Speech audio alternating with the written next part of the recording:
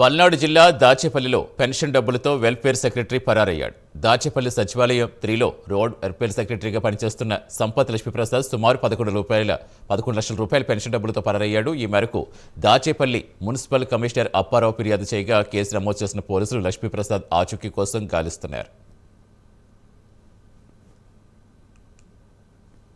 మార్చి నెల 1వ తారీఖు అవటం వలన పింఛన్దారులకు పింఛన్లు బట్వాడా చేయటం గాను ప్రభుత్వం వారి నుంచి నిధులు మంజూరు చేసి రిలీజ్ చేశారు. దానిలో భాగంగా మన దాచేపల్లి నగర పంచాయతీ పరిధిలో గల దాచేపల్లి 3 సచివాలయం నందు వెల్ఫేర్ సెక్రటరీగా పనిచేస్తున్న సంపతి లక్ష్మీప్రసాద్ అనేవారు welfare secretary plus admin in charge కూడా వారే అయి ఉన్నందున వారి సచివాలయానికి కేటాయించిన 34,18,000 రూపాయలను విత్డ్రా చేయడం జరిగింది.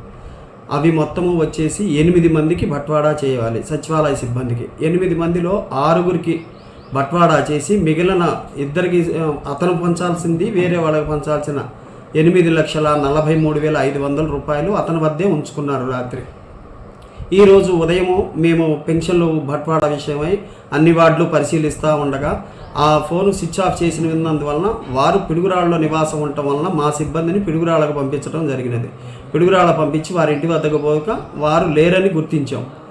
దానిపై వెంటనే మేము స్పందించి అతనిపై తగు చర్యలు తీసుకోవాల్సిందిగా పోలీసు వారికి ఫిర్యాదు చేసి